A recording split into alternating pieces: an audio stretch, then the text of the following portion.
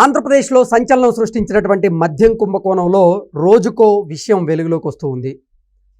ఈ కేసులో వాదనలు వినిపించినటువంటి ప్రముఖ సుప్రీంకోర్టు న్యాయవాది సిద్ధార్థ లూత్రా గారు ఈ మద్యం కుంభకోణంలో భారీగా అవినీతి అవకతవకలు జరిగాయని, దీంట్లో వచ్చినటువంటి అక్రమార్జన నుంచి 400 కోట్ల రూపాయలు వారు బంగారం కొండంలో పెట్టుబడులు పెట్టారు అంటూ ఆయన వాదనలు వినిపించినటువంటి నేపథ్యంలో అసలు ఈ మద్యం కుంభకోణంలో ఏం జరుగుతోంది, ఏం జరిగింది అనేది పూర్తి స్థాయిలో మనం విశ్లేషణ చేసుకుందాం. ప్రస్తుతం మనతో పాటున్నారు ప్రముఖ రాజకీయ విశ్లేషకులు, ప్రముఖ సీనియర్ జర్నలిస్ట్ సిఎస్ రావు గారు. సార్తో మాట్లాడదాం.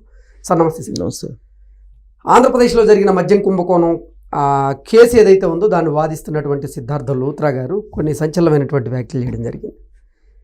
ఈ మద్యం కుంభకోణంలో భారీగా అవినీతి అవకతవకలు జరిగాయని, అక్రమార్జన ఏదైతే ఉందో దానిలోంచి 400 కోట్ల రూపాయలు వారు బంగారం కొనుగోలుకి పెట్టుబడులు పెట్టారు అన్నట్లుగా ఆయన వాదనలు వినిపించారు. అసలు ఏంటి సార్ ఈ మద్యం కుంభకోణంలో ఏం జరిగింది, ఏం జరుగుతోంది?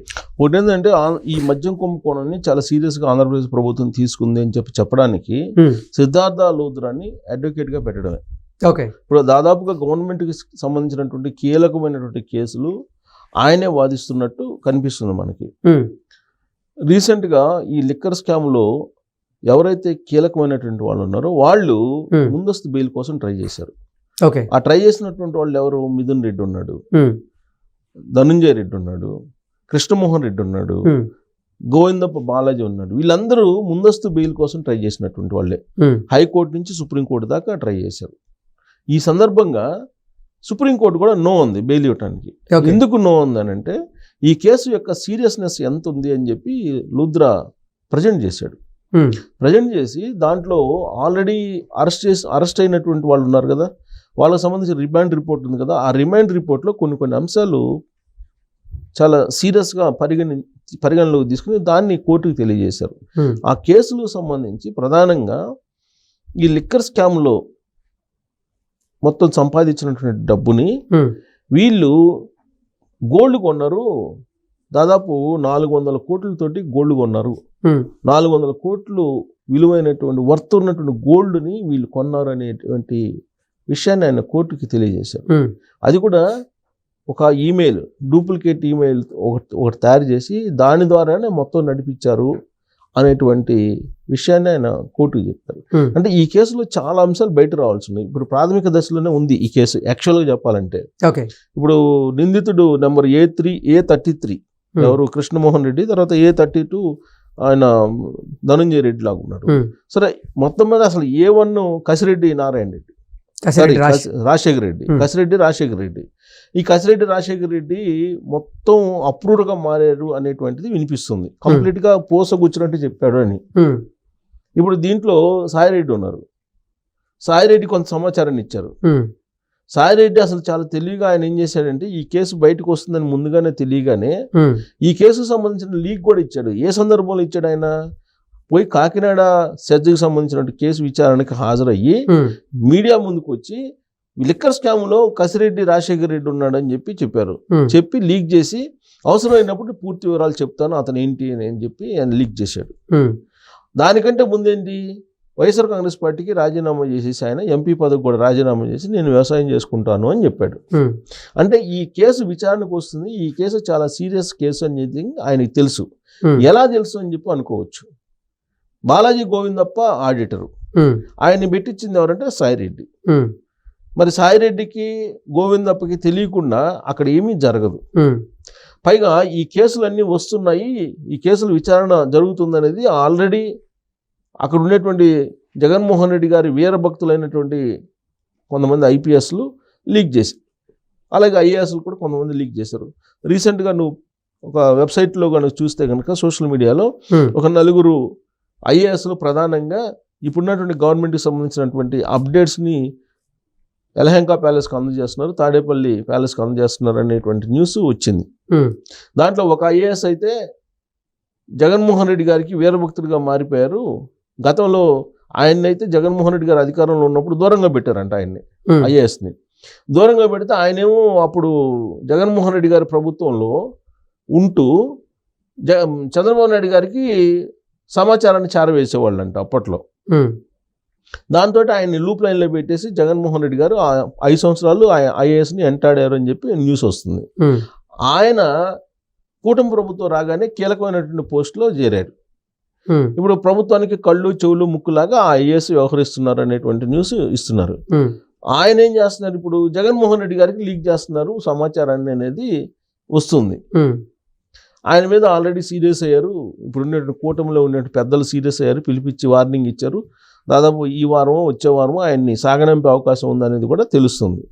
అంటే ఇలాంటివి ఎందుకు చేస్తుంటారు అని అంటే కేవలం డబ్బు. ఇలా డబ్బుకి కొంతమంది అలవాటు పడిపోయారు. డబ్బుకి అలవాటు పడిపోయి వాళ్ళు ఏదైతే చేయాలో వాళ్ళ మార్గదర్శకాల ప్రకారం, వాళ్ళ రూల్స్ ప్రకారం ఆ రూల్స్ని బ్రేక్ చేసేసి వ్యక్తిగతమైనటువంటి వాళ్ళకి ఉండిపోయి డబ్బులు సంపాదించుకుంటున్నారు. ఇప్పుడు జగన్మోహన్ రెడ్డి గారి దగ్గర వీరభక్తులుగా ఐఏఎస్లు కొంతమంది ఐపీఎస్లు ఉన్నారు. ఎందుకు ఉన్నారు? వాళ్ళు కెరీర్ని పణంగా పెట్టి ఉన్నారు కదా. అంటే వాళ్ళ కెరీర్ మొత్తం సంపాదించేటువంటి డబ్బుని చాలా తక్కువ టైంలో 4-5 సంవత్సరాలు సంపాదించేలాగా ఆయన మార్గం చూపించారు. దాంతో వచ్చేసారు. ఇప్పుడు అనేక ఆరోపణలు ఎదుర్కొంటున్నారు కదా. ఒక్కొక్కరు కొన్ని కోట్ల రూపాయలు వెబ్సైట్ క్రియేట్ చేయడానికి ఒక ఆయన, ఇంకొక ఆయన ఏమో ఆల్రెడీ దాని టెండర్లు లేకుండానే మొత్తం ఎస్సీ ఎస్టీలకు సంబంధించిన ప్రచారాన్ని నిర్వహించడానికి డబ్బులు తీసుకున్న ఆయన, ఇలా రకరకాల వాళ్ళు ఉన్నారు కదా. బోలెంత మంది ఉన్నారు. ఇప్పుడు కొన్ని కోట్ల రూపాయలు ఆయన లబ్ధిగా చేకూరిస్తేనే కదా జగన్మోహన్ రెడ్డి గారికి ఇవాళకి కూడా వాళ్ళు వీరభక్తుల్లాగా ఉన్నారు. అసలు వాళ్ళేమో సివిల్ సర్వెంట్లు. వాళ్ళు చేయాల్సిన పని ఏంటి? వాళ్ళు ప్రజలకి జవాబుదారీగా ఉండాలి, ప్రభుత్వానికి జవాబుదారీగా ఉండాలి. వాళ్ళు జవాబుదారీగా ఉంది ఎవరికి? జగన్మోహన్ రెడ్డి గారికి జవాబుదారీగా ఉన్నారు. మనం ప్రెస్ మీట్ పెట్టి అప్పట్లో పొన్నవోలు సుధాకర్ రెడ్డి గారితో సంజయ్ ఎవరు ఐపీఎస్ ఆయన ప్రెస్ మీట్ పెట్టి మాకు ముందు జగన్ తర్వాత ప్రభుత్వం అని చెప్పారు కదా, డైరెక్ట్గా చెప్పారు కదా. దాని మీదనే కదా రఘురామకృష్ణరాజు గారు కోర్టులో కేసేశారు. కోర్టులో కేసేసి వీళ్ళు రూల్స్కి విరుద్ధంగా వీళ్ళు ఉన్నారు అని చెప్పి కోర్టులో కేసేస్తే కోర్టు కూడా చివాట్లు పెట్టింది కదా వీళ్ళకి.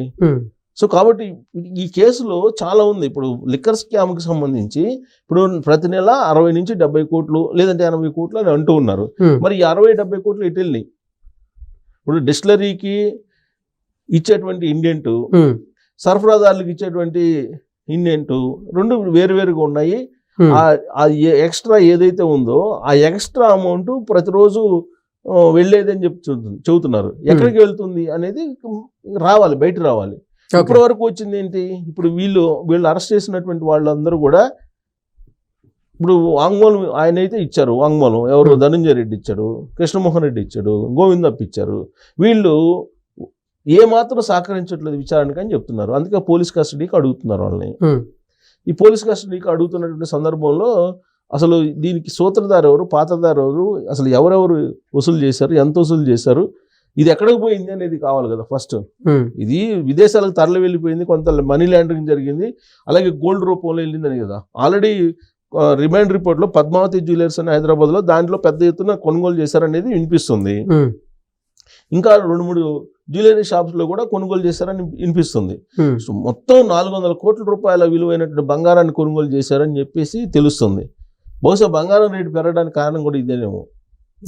ఎందుకంటే ఇలా మొత్తం అవినీతి సొమ్ము అంతా కూడా ఇప్పుడు వీళ్ళొక్కలే 400 కోట్లు పెట్టి కొన్నారని చెప్పి సిద్ధార్థ లోద్రా ఆ కోర్టులో చెప్తున్నారని అంటే, ఇంక మరి తెలంగాణ గవర్నమెంట్లో ఉన్నటువంటి పెద్దలు వాళ్ళెంత సంపాదించాలి, వాళ్ళెంత గోల్డ్ కొనుక్కొని ఉండాలి. సో కాబట్టి సంపాదించినటువంటి సంపదకి మొత్తం గోల్డ్ రూపంలోకి వెళ్ళిపోతుంది. ఆ గోల్డ్ రేట్ కూడా పెరుగుతుందంటే దానికి కారణం కూడా అదే ఉండొచ్చు అనుకుంటున్నాం.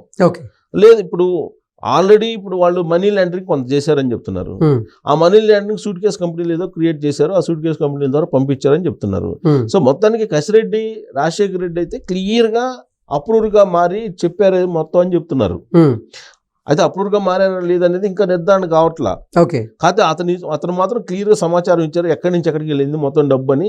ఎందుకు ఇచ్చాడని అంటే వైఎస్ఆర్ కాంగ్రెస్ పార్టీ పెద్దలు అతన్ని బకరాన్ చేశారు, అందుకే అతను మొత్తం చెప్పాడని చెప్పి వినిపిస్తుంది.